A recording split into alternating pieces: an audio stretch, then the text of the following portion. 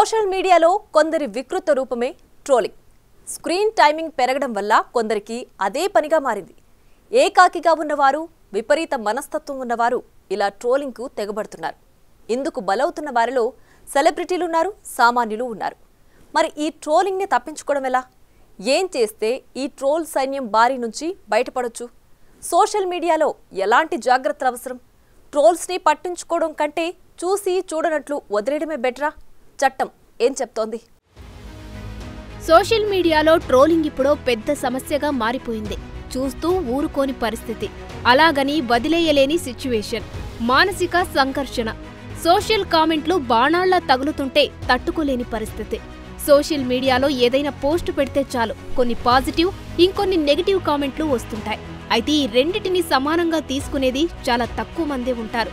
Negative కామెంట్లకు reply ఇచ్చుకుంటూ వెళ్తే అది చాలా దూరం వెళ్తుంది. తట్టుకునే కెపాసిటీ ఉంటేనే రిప్లై ఇవ్వాలంటున్నారు మానసిక నిపుణులు. ఒకవేళ ట్రోల్స్ను భరించే ఉద్దేశం లేకపోతే చూసి చూడనట్లు వదిలేయడమే బెటర్ అన్న ఆప్షన్ చెబుతున్నారు. సోషల్ మీడియాలో రెండు రకాలుగా ట్రోల్స్ ఉంటాయి. ఒకటి, పెద్ద పెద్ద సెలబ్రిటీలను టార్గెట్ చేస్తూ పోస్టింగ్లు పెడుతుంటారు. ఎందుకంటే వారి అభిమానులైనా రియాక్ట్ అవుతారు, లేదంటే సెలబ్రిటీ స్వయంగా తమ ట్రోల్కు రిప్లై ఇస్తారన్న ఉద్దేశంతో పెడుతుంటారు. అలా చేయడం ద్వారా తమ సోషల్ స్టామినా మరింత పెరుగుతుందని అనుకుంటారు. మరో రకం ట్రోల్ బ్యాచ్ ఎలా ఉంటుందంటే ఇతరులను సూటిపోటి మాటలు అనడం ద్వారా పైశాచిక ఆనందం పొందుతుంటారు. టార్గెట్ చేసుకున్న వారిని టెన్షన్కు గురి చేస్తుంటారు. ఒకవేళ వారు రియాక్ట్ అయ్యారా ఇక అంతే సంగతి. సో లైట్ తీసుకుంటే ఎలాంటి సమస్య ఉండదంటున్నారు ఎక్స్పర్ట్స్. ఈ కేసులో మరొకరిని మానసిక అశాంతికి గురి చేయడమే లక్ష్యం. అలా చేయడం ద్వారా ట్రోలర్స్ కిక్ పొందుతుంటారు. ట్రోలింగ్ ఒక్కరినే ఇంపాక్ట్ చేయదు, ఇది మొత్తం సమాజంపైనే దీని ప్రభావం ఉంటుంది. జనం మానసిక ఆరోగ్యాన్ని దెబ్బతీస్తుంది. సో సమాజంలో అభద్రతా భావంతో ఉన్నవారి నుంచి ఇలాంటి ట్రోలింగ్ పెరుగుతుంటుంది. నిజానికి దీని నుంచి బయటపడాలంటే ట్రోలర్స్కు రియాక్ట్ అవ్వొద్దు. ట్రోల్ చేసేవారి అకౌంట్లను వెంటనే బ్లాక్ చేసేయాలి. ఎవరినైతే టార్గెట్ చేస్తున్నారో వారు రియాక్ట్ కాకపోవడమే మంచిదే. సోషల్ మీడియా టైంను తగ్గించుకోవడం బెటర్. స్క్రీన్ టైం పెరగడం వల్లే ఇలాంటి సమస్యలు వస్తున్నాయన్న వాదనను నిపుణులు వినిపిస్తున్నారు.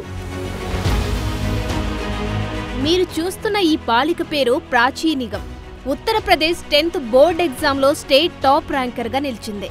ఆ సమయంలో ఆమెను అభినందించాల్సింది పోయి తన రూపురేఖలపై సోషల్ మీడియాలో కొందరు రకరకాలుగా కామెంట్లు చేశారు. ఎంతో కష్టపడి చదివి మొదటి ర్యాంకు తెచ్చుకున్న ఆ అమ్మాయి ఆనందాన్ని ఆవిరి చేసే ప్రయత్నాన్ని కొందరు చేశారు. అయితే తాను ఇటువంటి వాటిని పట్టించుకోవడం లేదని, చదువు మీదే దృష్టి పెట్టానని నవ్వుతూ చెప్పేసింది. అంతెందుకు, చాణుక్యుడి రూపురేఖల ఆధారంగా ఆయనను ట్రోల్ చేశారని తనకు తాను సమాధానపరుచుకుంది. నిజానికి ప్రాచీ నిగమ్ ఈ అంశాన్ని సీరియస్గా తీసుకుని ఉంటే తన జీవితం ఏమయ్యేది?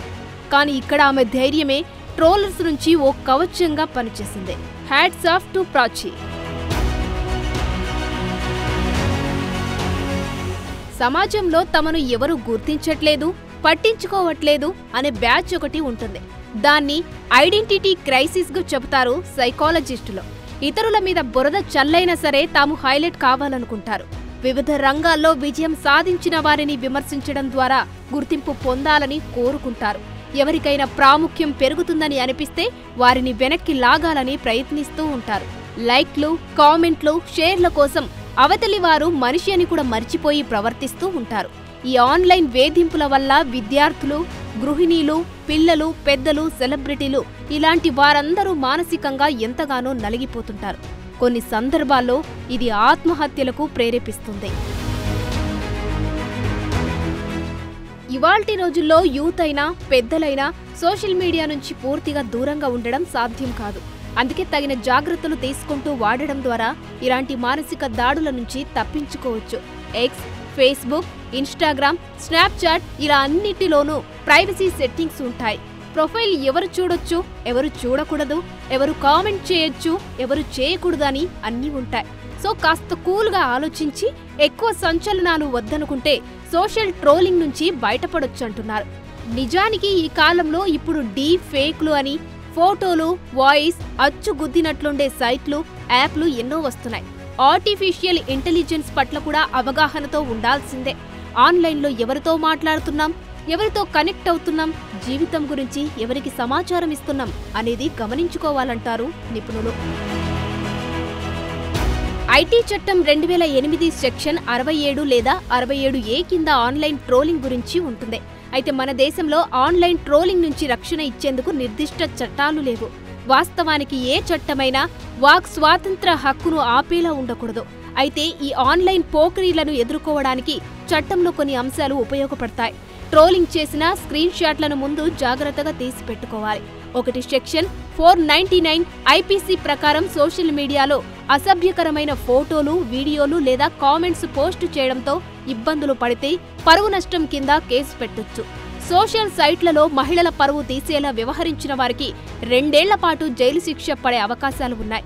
అలాగే లైంగికపరమైన అసభ్యకరమైన కామెంట్లు, కంటెంట్ పెడితే ఐటీ చట్టం ప్రకారం 10 లక్షల రూపాయల ఫైన్తో పాటు 5 నుంచే 7 ఏళ్ల జైలు శిక్ష పడే అవకాశాలు ఉంటాయి.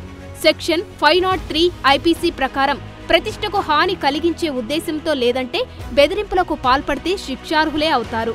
సో ట్రోలింగ్ బాధితులు న్యాయపరంగా పోరాటం చేసే అవకాశాలు మన చట్టంలోనే ఉన్నాయి. For more videos like this, subscribe Big TV channel.